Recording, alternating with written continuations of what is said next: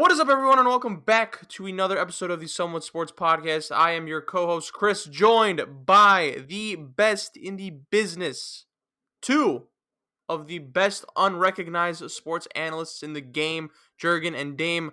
Fellas, how are you one by one? Please, I don't want you overlapping each other.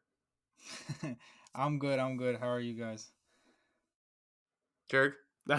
I thought you were gonna say you're doing good, Chris. I mean, I'm doing good. I think we've all had a pretty good day so far. At least I want to assume. Try to keep the good vibes here on the podcast. There are no good vibes. Never any good vibes. But instead of good vibes, we have something better. We have sports. The vibes comes from sports. True. And that's what we talk about. And we talk about it, I don't know, decently. We're not the best, but that's why we're at 11 subscribers on YouTube, right? Woohoo! So last week we were bombarded with basketball news. This week, none of that nonsense. This week we got football and we also got baseball. Jurg, before we go on to those news outlets, any update on hockey? The NHL season has begun. We're a couple games in for a lot of these teams so far, except for the Dallas Stars. The Dallas Stars actually had the biggest COVID outbreak of any team so far. Holy shit. Yeah, I believe, I don't know if it was just players. I'm going to assume it was players and personnel. I think it was like somewhere like 15 to 17 player and personnel caught COVID on the Stars. Yeah, so we're still waiting on the Stars to start their games up soon. But aside from that, everyone else has been playing. A couple, I don't want to call them upsets, but like a couple shocking starts so far. The Oilers and Canucks started out a little bit slow. The Rangers are not performing to the standard that a lot of people thought they would. A lot of people thought they'd be better. Yeah, no, legitimately, like there was some merit to it, but they haven't gotten off to the strongest start. And then you have teams like Pittsburgh, Washington, some teams like that. They've had like some good stretches of play, some bad stretches of play, especially Washington against the Penguins recently. So mainly that. It's very early to tell.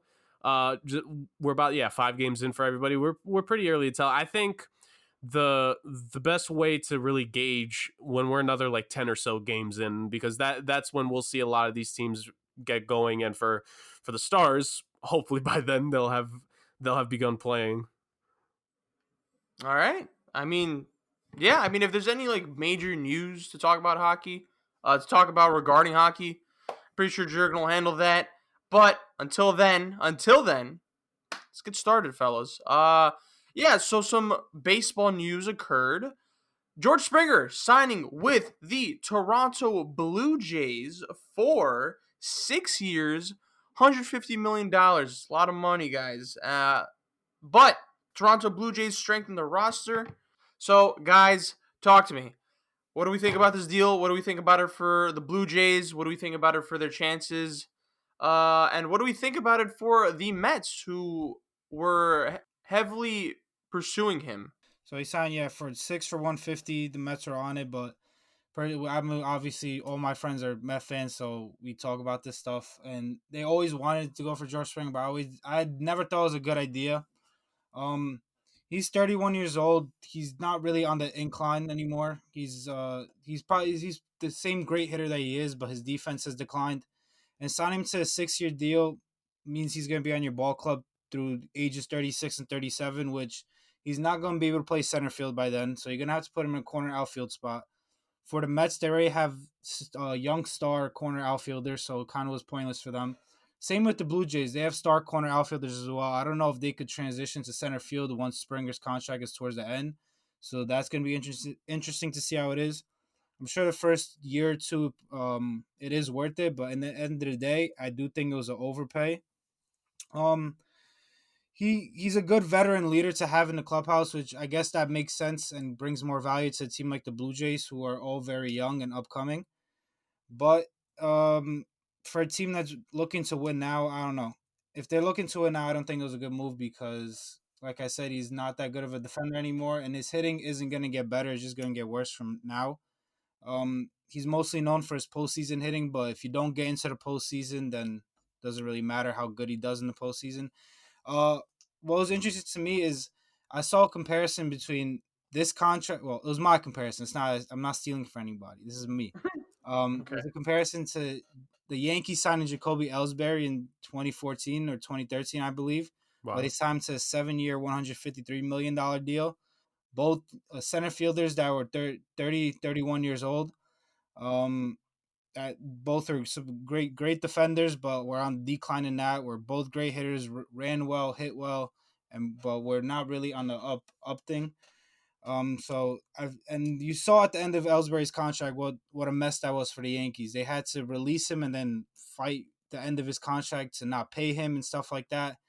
I don't think it's going to get to that point with George Springer, but I do think it's going to bring similar problems to the Blue Jays towards the end of the contract that they're going to try to get out of.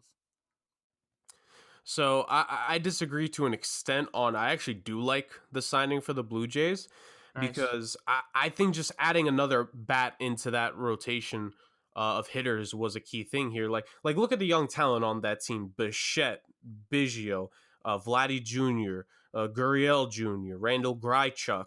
There are some pretty talented players in there already. But kind of like what Dame alluded to, those young players, they made it into the playoffs last year in the expanded format, and they, some of those bats kind of went cold come playoff time. And I think the fact that they were that they had done just enough last year to make it. I know, granted, 60-game season, it's very, not the same stretch of games that we normally get, but I think it was some experience there where these guys finally played games that mattered. I think that's an underrated thing for young players to play games that actually matter for the organization, that have stakes and incentives to it to make the playoffs. I think that's a big deal. So I think you have a young core like that, who is, like Dame is talking about, guys being, on the uptick or downtick. That entire roster is on the uptick to the point where they can afford to get a guy like George Springer, where really the best years are going to be the first 3 or so years of this deal, maybe the fourth year, depending on how his offense is still producing. And they're not too worried about the last 2 years of the deal, because the Blue Jays, to get all these young talented players, they've had to have drafted smart. I think it could be a possibility that later in that deal, they could just deal him away and maybe trade a prospect that they will eventually draft, or a prospect they have now that develops and that they could trade because, hey, guess what? We're going to have another guy coming up here real soon that could perform that role. That's what teams like that are able to do when you consistently draft pretty good. But focusing on the now as opposed to the future, from 2017 to 19, in those 3 years, Springer won 2 Silver Sluggers, helped the Astros go to a couple World Series, won a World Series MVP, and hit 95 home runs and 252 RBIs in all the regular seasons. This is a known hitter, and I think you add a guy like this who has some pop to him, has the confidence, has that veteran leadership with him. That's a big thing to add to a group of guys who finally got to play these important games. I actually like the mix here. And like Dame said, if this team makes it back to the World Series, not World Series, excuse me, if this team makes it back to the playoffs, that's when Springer's value is really going to come up. In the World Series, he has 7 career home runs in the World Series. In the postseason as a whole, he has 19 career home runs. He bats .269 in the playoffs and has a slugging percentage of .546. This is a guy that come playoff time, come the most important games of the year, he shows up. And I think if you're Toronto, to add a bat like that, to add a guy who's won like that, I think it means a lot. I really do. So I overall, I like the signing for what it's meant to be in the short term, where when all these guys are on controlled contracts where they can't go overboard on the salaries yet, this is a good deal. Dave, any response to that thesis analysis by our superstar? I'm just gonna throw a little petty comment in there. In 2017 to 2019, the Astros were cheating, so I don't really put much stock into his batting average then. So, I mean, yeah. He still got to hit the home runs. I agree. Just the Astros cheated. I just want everybody, all 11 subscribers, to know that. Yeah, 11, but actually 7 or 8, because it's all the whole world needs to be reminded that they cheated. But yeah, no, I get it. I get it that the young team needs to have that veteran presence in the clubhouse. It's just, so I do get that part. I get why they did it. It just, to me, it was a little bit of an overpay, because I don't think he's worth $25 million a year for the next 6 years, especially when he's 35, 36, 37, and he can't play center field, because where are you going to put him? Right. Because Vladimir Guerrero most likely is going to play DH, and those corner outfielders aren't going to be able to play center field. So it's going to be really complicated for them to find a place for Springer to play. Well, if Second half of the If contract. Vladdy's defense continues to improve, like Springer could slide over to the DH then. He could, but it's all going to be about how it's going to be a big thing. Is going to be Vladimir Guerrero, how healthy and how much in shape he could stay. Because I know he lost a lot of weight this offseason. Right. But last season, goddamn, was he a tank? I don't see if he stays that size he was last year. There's no way he could play the field. But Right. if he continues to lose weight and stay in shape like he did this offseason, they'll be all right. Dame, are we fat shaming there, buddy? No, bro, it's just if you're 200 plus pounds, you can't play third base. Nah, I feel you. It's funny. It's funny. The first half of the contract, I'm sure, is great for them. It's just I'm concerned about the second half of the contract because that's when they're gonna have to start playing their own players as well. Right. I just saw what happened with the Yankees with Jacoby Ellsbury, and the Yankees of all teams have more money than most teams, and it'll still a problem for them. That's why. Right. I'm Right. doing it like that. Chris, because we mentioned the Mets, like, would you have wanted Springer on the Mets, Chris? Well, based on my skewed knowledge of the situation and just hearing you guys, look, I'm all for the Mets getting better. But if I'm not a fan of contracts that end up being albatross, so I like that they're playing conservative instead of just going aggressive just for the sake of being aggressive, and just going for that quick fix. So I like the surgical approach. I'm not sure if there's other targets out there like Bauer, which I'm hearing some noise about. Why not go for those moves instead? So I don't know. I'm hearing you guys talk about it. The hard thing I with the feel Mets, though, sorry to cut you off, but the hard thing with the Mets is that they have no DH in the NL. So there's really no place to put them other than center field. And the Mets don't have anybody else to put in center field as well. all right. Well, I'm just gonna take your guys' word for it, but I hope I made some sense with my. No, you did. I'm just saying, like in the AL with the Blue Jays, like they'll be able to move into DH if they need to. But with the Mets, unless the NL starts to adapt to DH as they should have a long time ago, it would be hard to move Springer anywhere else. Yeah, very, very valid point there. I definitely agree with that. Like Springer, this contract, I think for Toronto, I think overall, like it's for the short term, which I think for the Mets, that actually would have been a bad thing because, I mean, we just spoke about a couple weeks ago, Dame, they got to pay Lindor very soon. Conforto, too, their other star outfielder. You got to pay him, too. This is last season. And Noah Syndergaard, this is the last season. They have a lot of people to pay. Right. All right, Dame, you calm down, bro. You want the Mets to fail? I'm just saying, I gotta be smart with your money. You guys want I'm in this group chat with you. I know we have Uncle Stevie. We have Uncle Stevie. Nothing could go wrong. Everybody, it doesn't work like that. Let's not say nothing. Not unless you're sending certain picks. But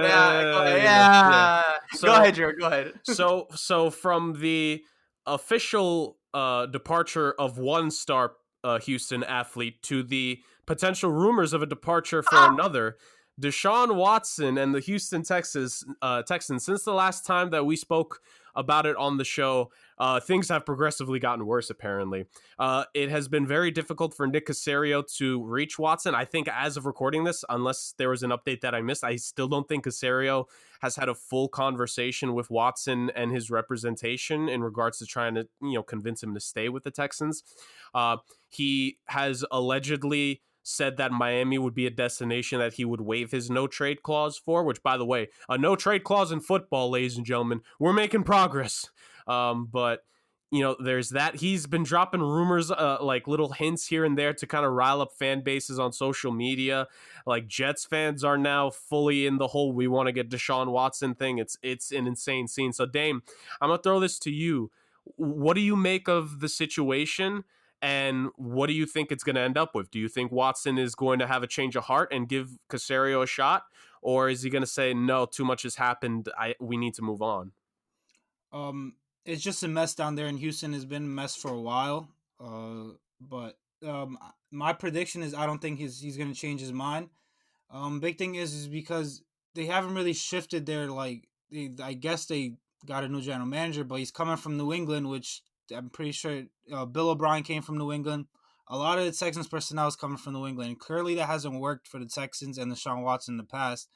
So I'm sure that's one of the reasons that Deshaun Watson wants out is because he felt that they needed to change things up. They can't just keep taking stuff from New England when it's not working.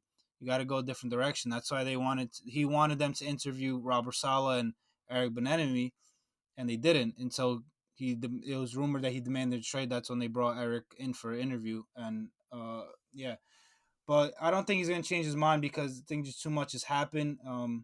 But like you said, with the rumors, you see him posting pictures in Brooklyn and New York and New Jersey. Like that's what's really started the New York Jets rumors. Also, with the New York Jets, is just that they have the most draft capital in the NFL, so that makes them an instant trade partner for the Texans. But to me, it's going to come down to two teams, and one of them is the Jets because of all the trade capital they do have. It's going to come down to the Jets and Dolphins to me, two, of course, teams in the AFC East. Um, it's really tough for me to say which one he's going to go to, but just so I don't get my hopes up, I'm going to say my prediction is going to be he's going to go to the Dolphins. The assets that the Dolphins have that I have here written down is they have the third pick, they have the 18th pick this year, and they have their obviously their own first round pick next year, and they have Tua. This could be intriguing to the Texans because you get the third overall pick, but along with that is you get Tua. Although he didn't look great his first year, he has a lot of potential. So you could bring a quarterback with potential that you could groom, you could build around, and you could use that third overall pick to help other holes in your roster, which they obviously have. Their defense wasn't great this year. Their offensive line isn't great, besides their left tackle, so you can upgrade that. You can move back from that third pick and get even more picks. Meanwhile, at the same time, you still have Tua Tagovailoa to try to build around. Right. You still have that you could get the 18th pick, of course, and you get their first round pick next year. So bringing all that together, I think that's the way that the Texans will go. But also, like you said, Deshaun Watson does have that no trade clause, so that's gonna be become a big factor because if it comes between the Jets and the Dolphins, clearly the Dolphins have proven they have a better coaching staff, a better defense, they're better run, they have better offense. So if it comes down to that, and it of course is Miami, like Yeah. who don't want to be in Miami? Exactly, no state tax, great weather, like. Maybe Deshaun Watson, now that he spent a couple days in New York, he realizes how freaking cold it is here. So he might change his mind and want to go to Miami next to visit over there. But yeah, my prediction would be he goes to the Dolphins, but I wouldn't be surprised if the Jets are heavy on it because of all the draft capital they have. Right. And I definitely agree. And I think Chris will as well. Like, I think those are the most likeliest two teams because I think the most valuable thing is either the second or the third overall pick. Because if you're Houston, in each of those trades, potentially, you could get back the young quarterback that each team has already. And if you're them, you get back a guy on a rookie deal, especially this is specifically for the Miami trade. If you get back Tua, you got 3 more years of a guy on a rookie deal.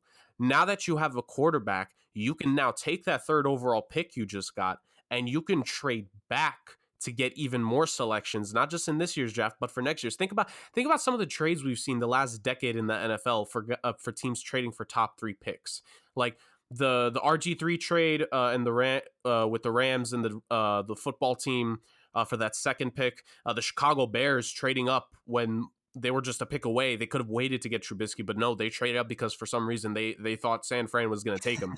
like there's precedent for teams making these deals. The Colts, I don't think it was a top 3 pick. I think it was the 6th pick, but they traded a future first while they still had Andrew Luck to get Quentin Nelson, who made a world of a difference for the offensive line. So like the Texans have the potential here, depending on which trade they make, to trade back and get more draft capital. Like they could go back from 3 or 2 to 7, 8, 9, 10.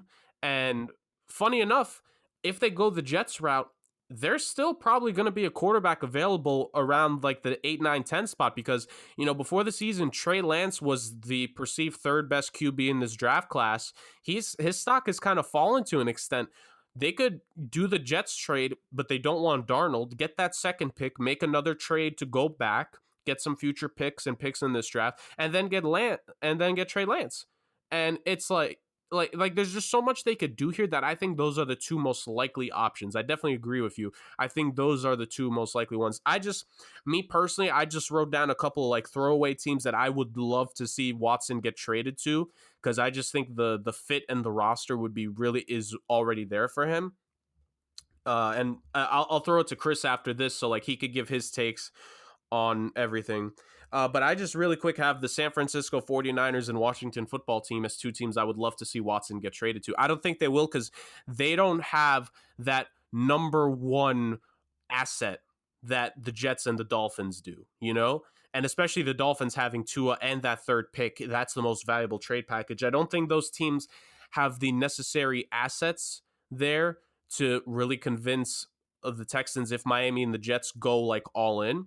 But I just like the idea of Watson going to one of those two teams where there are a couple weapons in each situation. McLaurin in Washington, Debo Samuel, and I think it's Ayuk in San Fran with George Kittle, a top tight end in the league, and two teams that have ready-made defenses there for him. I think he would love.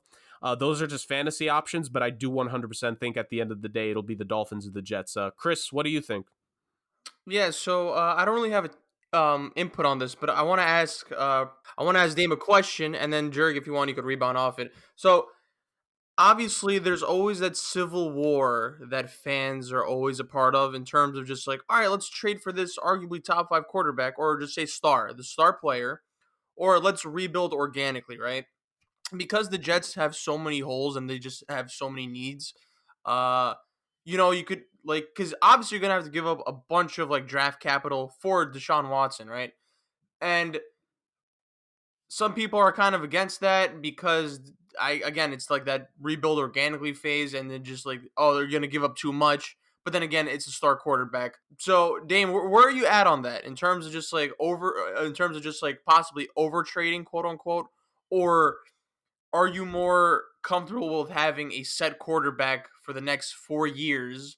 Because personally, for me, I think I would be more comfortable if we did trade for Deshaun Watson, right, and we gave away all that draft capital.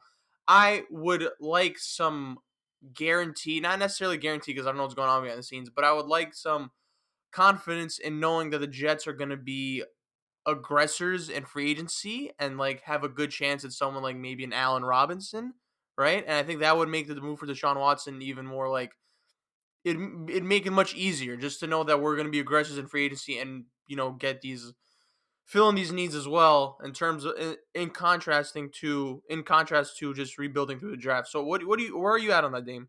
So once this Deshaun Watson trade rumor started, and especially when the Jets were brought into it, like ever since then, I've been having a conflict with myself based on exactly what you said. Like the Jets clearly haven't proven that they're anywhere close to winning. So if you trade all these assets that you brought in to try to rebuild, if you trade them all away for Deshaun Watson, like, are you really going to be better than the Texans were last year? Are you going to help Deshaun Watson be happier? Are you going to help him win? Like that's a big conflict that I've been trying to like sort between. But the way I look at it is like the Jets, you can't look at it as like you have whatever you want. Have whatever you want. Just give us the franchise quarterback and we'll figure it out from there. I don't think that's the way to go about it. But the Jets, like I said, they have 2 first-round picks this year, 2 first-round picks next year. Personally, the limit I would go is you could take both first this year and you could take one next year. And then you could take, if you want like mid-round picks or you want like a defensive player or something that's not like Quinn Williams or Marcus May, like take it. So those 3 first-round picks, say maybe a third-round pick because we have 2 of those. So you could 3 firsts. You could take both this year because that second overall pick is so valuable that it kind of almost counts as 2 first-round picks that aren't in the top 10. So you take 2, you take 23, you take 1, either our pick or the Seattle pick next year. You take a third-round pick and maybe like a player or something like that. That's not obviously a superstar, So but Sam that's the Darnold. no. The thing is, I'd keep Sam Darnold so I can get more assets for him Right. after I trade for Deshaun Watson. So they'd probably get. Rumor is they'd get like a 2nd-round pick and a 5th-round pick. So that's fine with me. That's pretty good for Sam Darnold. That'd be amazing. So you don't have any 1st-round picks this year if you make that trade, but then you have 2 2nd-round picks. You still have a 3rd. Like I'm okay with that if you get Deshaun Watson, because this is what you get all these assets for, either to rebuild or when a player of this caliber is available, you go and you make that deal. So yeah, like it's tough because the Jets aren't anywhere close to winning, but the way I look at it is you can't just be all in. You give every asset forever for this one guy because you're far away from winning. You're not like the Dolphins who are close, or say like the Panthers or the Saints that have a built roster already, and you could give away all the 1st-round picks for the next 10 years. But Yeah, that's why that's where I stand on it. So where are you leaning towards? Where am I leaning toward? Like I said, it depends. That's what what I would give up. I would give up the 2 first-round picks this year, 1 next year, and like a third in a player. If it's anywhere more than that, I would not do it. So more than 3 first-round picks, you're not doing. Like, say for example, it's If they want both first-round picks this year, both next year, and they might even ask for the 2023 first-round pick. It's not. It's no. 3 okay. first-round picks, including the second overall pick, because I view that as super valuable. Because you could trade that back and get another first-round pick if you want, but that's for the Texans' job if they do that. But yeah, that's how I look at it. All right. Right. So kind of my thoughts on it, like I think for both organizations, Miami and New York, like I think this is such a unique situation that I do agree to an extent of what Dame is saying. Like I think if they ask for all 4 first round picks the next 2 years, like that's something that I wouldn't be shocked. Like the Jets will definitely be fighting for. Like Joe Douglas is not a bad GM. If this was previous Jets management, the Jets might lose 7 first round picks for Deshaun Watson. Yep. But because of Joe Douglas, because he is intelligent, because he actually also values draft capital so much, there's a chance they could get Deshaun for at least 3. And maybe if they somehow have to give up a 4th, if it could be a future 4th where they don't have to give up both first rounders next year, that could be something that I would look at. But just at the end of the day, man, a quarterback that passed for 5,000 yards and, he literally had stats comparable to the guy that's going to win the MVP award this year, Aaron Rodgers, and the guy who we are all touting as the best quarterback in the league for the next decade in Patrick Mahomes. Like people need to understand, behind Patrick Mahomes of all these young quarterbacks, ages like 25 and below, Deshaun Watson is the second best. There is no question. Like that you could try to point to record, but wins is not the most accurate stats for a quarterback. You could try to point to this year as much as you want. He had nothing. The fact that they had 4 wins without Deshaun Watson, with a league average quarterback, this Texans team would have 0-16 themselves. They would have done that, not the Jets. It would have been the Texans if they had no Deshaun Watson. Like, this guy is so valuable. Forget just a franchise quarterback. A guy who for the next 4 years is under contract, who's going to be a top 5 quarterback in this league. The fact that he is even available, that never happens. A once-in-a-generation type talent, that never happens in any which way. That literally only happens once in a while. Like, we could look at every other sport. The equivalent of what Deshaun Watson is, or someone even greater, like a Mahomes or a Rodgers. When do they become available? It just doesn't happen.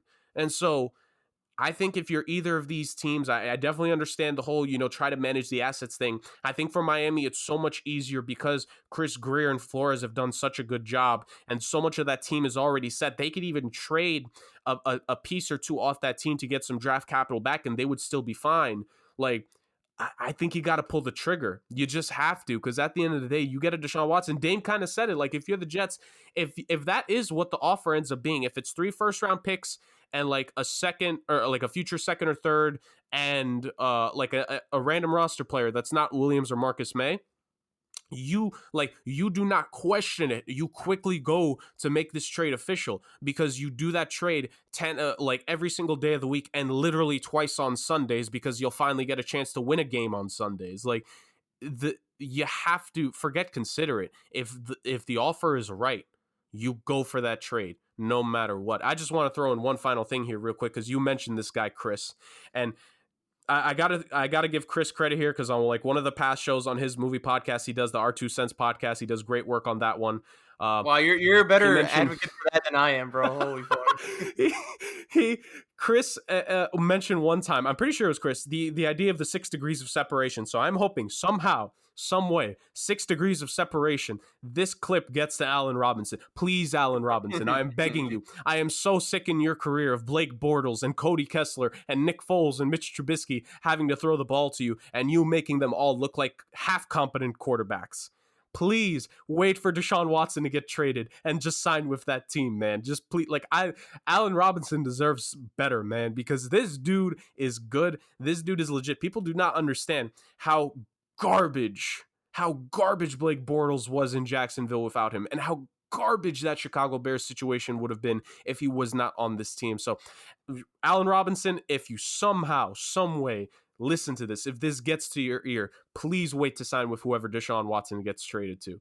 Please do that for yourself. You deserve a quarterback. Even if he stays in Houston, just go there. Just get a quarterback for once. Free Allen Robinson, dang it. I mean, if the Jets end up with both Deshaun and Allen Robinson, what's their ceiling, guys? Super Bowl. Yeah. Oh, They'll be Definitely better and playoffs, more right? competitive. They'll be more competitive. I think they'll be fighting with I think they'll be like where the Bills are. I Because mean, look what Kyler Murray did with just DeAndre Hopkins.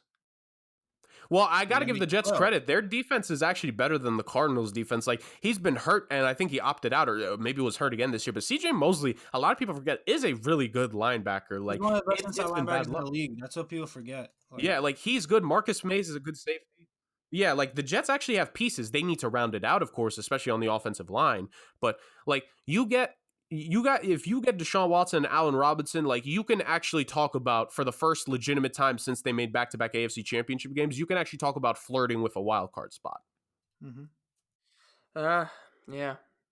Sounds great until it actually happens, though. But yeah, that's that. I just want to say one more thing. It's just you can't be like. I don't think there's gonna be a team that has a better offer than the Jets or Dolphins. They can't bid against themselves.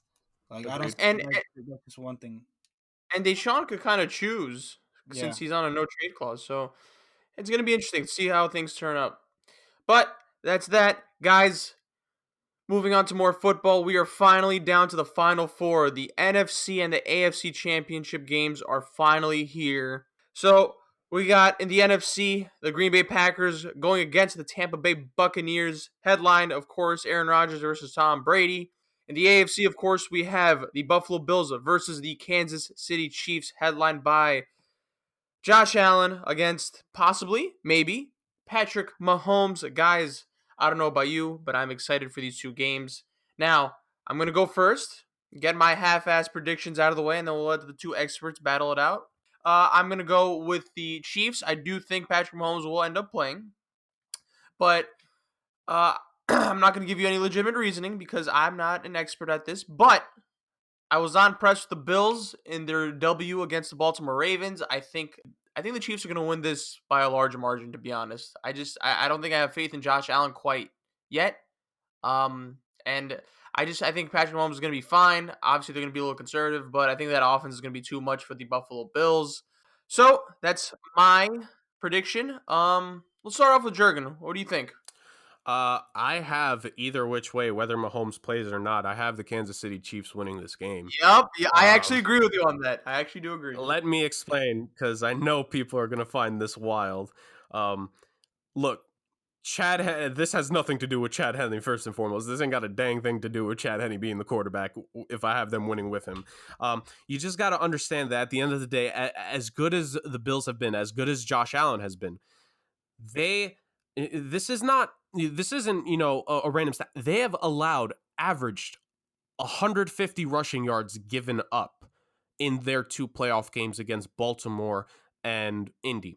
If it wasn't for questionable decisions in crunch time by Indy, if it wasn't for two missed field goals early on by Justin Tucker, still the best kicker in the game, by the way. I will take on anyone that wants to argue that. I'm for the kickers and punters and all them here for the brand. If it isn't for that, this Bills team could have legitimately lost early. This could have been the bust of the playoffs. That's not an excuse. That's not you're playing history. No.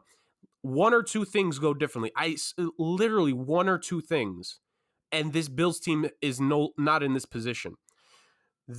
They've allowed all those yards to them. If Clyde Edwards-Helaire is back to go with Williams and Le'Veon Bell, even though they haven't used Le'Veon enough in the rushing game, that is a three-headed backfield that Buffalo is going to have their head spinning, because Bell and Edwards-Helaire are so fast and can stop and go at a dime. The next thing you know, they're going to break off a 20-yard run when it should have been a 3-yard run. So this Bills rushing defense has been sus the entire year. But at the end of the day, it comes down to specific pieces. It's Hill and Kelsey offensively. Buffalo cannot stop those guys. They do not have the linebackers to keep up with Kelsey, because Kansas City does it a lot. They put Kelsey in the slot. They have him go up against these linebackers. If these linebackers are struggling against Phillip Rivers and they're struggling against the Ravens, what makes you think they're going to guard Kelsey? What makes you think that, as good as this defensive backfield is for Buffalo, can they stop Tyreek Hill? Because Tyreek Hill can outspeed anybody in the NFL. So it's those guys, and it's Chris Jones, it's Frank Clark, Juan Thornhill, Sorensen, Tyrone Matthew, who he has made such an impact since he joined the Kansas City Chiefs. It cannot be overstated. I think Kansas City has enough to where they can survive this game without Patrick Mahomes, and they will make it to the Super Bowl and have him back by then. I have it being a 24-23 final score without Mahomes. And if Mahomes does play, I'm kind of with Chris. I think it goes up a little more. I'll say like 31-23, maybe 34-23, something like that. But I have the Chiefs winning this one no matter what. I ain't betting against Mahomes, man. I've learned that lesson. I'm not betting against him. Never. Yeah, I see no way that Patrick Mahomes doesn't play. So I'm just gonna go straight off base. Mahomes is playing, but the thing is that, like you mentioned it, like I don't think they need Mahomes in this game. If you look to the Week 6 matchup where the Chiefs won 26-17, the Chiefs ran for 245 yards in that game. Clyde had 161 yards on the ground, and he supposedly I read that he's most likely coming back this week as well. So that's going to be a big boost for that offense, especially against this Bills run defense, which is absolutely horrendous. It's probably the worst in the league. So the Chiefs are going to be able to feast on that. Mahomes only in that game had 225 yards and 2 touchdowns. That's maybe a good game for other QBs, but for Mahomes, that's below average. So they're not, even if he does play, they could be cautious with him and really rely on that run game to dominate the Bills. When it comes to the Bills, they've won 2 playoff games in these playoffs, but to me, they haven't been impressive. Like against the Colts, I don't think they were impressive. And against the Ravens, I don't think they were impressive. I know against the Ravens, they started with like, I don't remember the exact number. Maybe it was like 13 or 14 straight passing attempts before they even had a run. Yeah. And even with all these passing attempts, they only had 3 points in the first half. Then they scored the rest in the second. But like, if you score 3 points in the first half, you're getting blown out against the Chiefs. Plain and simple. Like, you're not going to be able to keep up with the Chiefs if you have 3 points in the first half. It's not happening. So, based off all that, with the running game for the Chiefs and the Bills just not having looked good in these playoffs, I think the Chiefs are going to win this one pretty comfortably. I have it 34-24 Chiefs. Yeah, we're in consensus. Man, these predictions year by year are going to get pretty stagnant because it's always going to be Mahomes and the Chiefs. So, I mean, good. Hopefully there's a team that makes it interesting, I had this argument with my pops, man. I think Mahomes is going to get more than 5 rings. Very early prediction, man. He's the next dynasty in the AFC without question.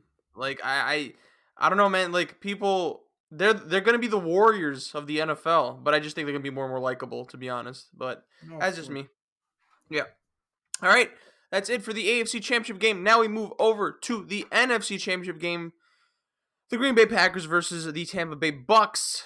Guys, Rodgers versus Brady. Now, I want the Packers to win this, and I want Rodgers to go against Patrick Mahomes, obviously. I think that's what everyone's dream matchup is, of course. So I'm going to say this.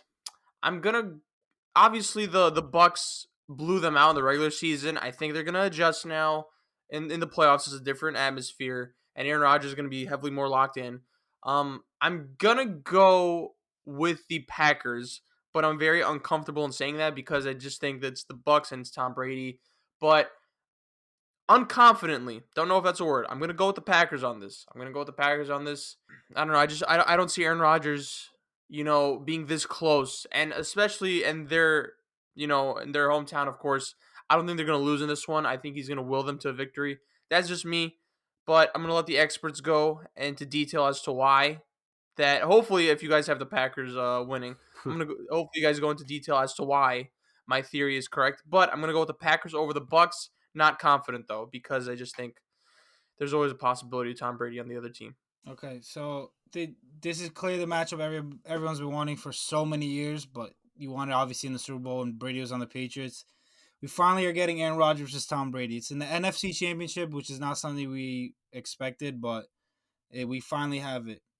A little side note: the Bucks are trying to be the first team to ever host a Super Bowl. The Super Bowl is in Tampa this year, so the Bucks are trying to be the first team ever to be a Nice. home team in the Super Bowl, which is kind of Yeah. cool. It, Aaron Rodgers finally gets to play at home in the NFC Championship game. Something I was shocked to hear that this was actually true. That he's never played an NFC Championship game at home, Correct. which is kind of crazy to me because how great he is. But he finally gets it, so this is a shot to prove that if he had more home games at Lambeau, that he would have been in more Super Bowls and won more Super Bowls. And he's always been in this GOAT debate.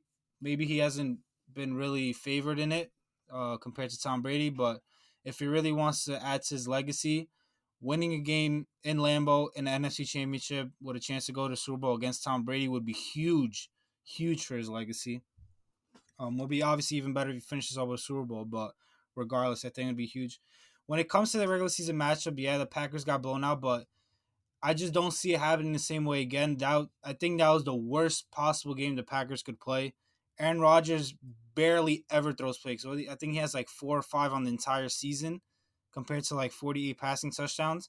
He threw 2 picks in that game alone, and one of them was a pick 6, which literally never ever happens. True. So I don't think I don't think the Packers could play any worse than they did in that game, which is why I have them winning this game 27-20. So, really quick, because we have mentioned the Packers, rest in peace to Ted Thompson, who passed away earlier today, their former general manager and executive who built up some of the older pieces on this team. He is the guy that drafted Aaron Rodgers, got David Bakhtiari, even though Bakhtiari's hurt. He got a couple of the pieces on this team. So rest in peace to Ted Thompson of the Packers on that end.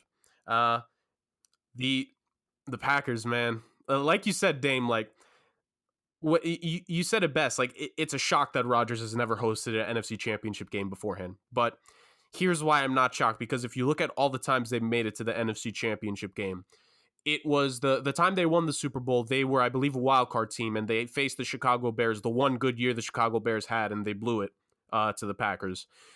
They took on the Seattle Seahawks when the Seattle Seahawks were in their prime with the Legion of Boom.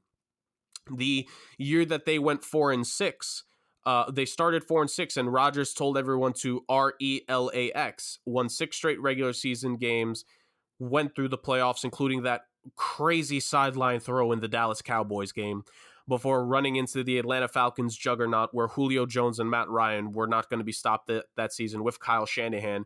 And last season with Kyle Shanahan as the head coach of the 49ers, with Robert Saleh, the now head coach of the New York Jets, the defensive coordinator of the 49ers, with that stacked 49ers front four with Bosa and Buckner and Ford and Armstead. They had never hosted an NFC Championship game because the team either wasn't good enough in the regular season because they start out poorly or something like that, or they just faced a team that on one certain end of the ball, they were just better than them. And the Packers have always, defensively, they've almost always felt outmatched in these championship games. Maybe the Falcons one you can kind of argue, but that Falcons offense was so good, it doesn't matter how good or bad the defense was. So Rodgers has never had a defense play this up to this level before. This is the best defense he's had. He himself has admitted this is probably the best defense he's had since that Super Bowl run. This is the best regular season he's had. It's weird to say that about a guy who's won 2 MVPs before, but this is the best regular season he's had. If you include the passing touchdowns that he threw in last week's game against the Rams, he has 50 touchdowns on the season and only 5 interceptions. Like, That's wild. That's so wild. That he is, when people talk about Mahomes and Allen and Herbert and all these young guys, the guy who did it for the longest so far is Aaron Rodgers. The whole pretty mobile in the pocket, but not run first, but he can create plays on the run. He can just drop it like a dime. He can throw a ball 40 yards and still hit it precise. The Hail Marys and everything. He's going up against the greatest quarterback of all time now. And man, is it finally good for him to have the home field advantage. I respect Tom Brady. I really do. I was a young child, did not really hate him as much as all the New York sports fans around me. I actually always had an admiration and awe of just how good this dude was since I first started watching football. And that's a solid football team he has there. Evans, Godwin, and all that. But this Packers team, I think, is the best one that Rodgers has ever had. and I have the Packers going to the Super Bowl. Final score 31-21. You look at what they did against the Rams. It wasn't even their best pass rushers that got to Jared Goff. You know, Kenny Clark is a very good interior lineman, and Rashawn Gary having those the sack and a half makes the Packers feel good that they drafted him. But the Smith brothers, even though they're not brothers, but Za'Darius and Preston Smith, they didn't get sacks those games. Let's not assume that they'll go another game with sacks. So let's assume that won't happen. So they're going to get to the behind the offensive line. The defensive backfield of the Packers, again, probably the best since they won the Super Bowl. Darnell Savage, Jair Alexander, who is one of the best young corners in the game, and Adrian Amos, a pickup from the Chicago Bears, playing for them. Devontae Adams has been on another level. I think he was slightly banged up in that first Tampa Bay game. I think he was just coming back from injury, or he was just about to miss. It was in the middle of early in the season when he was still like getting his way back before he went on this run. Aaron Jones did not play this game. A.J. Dillon did not have enough reps. Jamal Williams having to be the number one back really in that game. That's not his role. He's that power back that comes in when Jones has to be subbed out.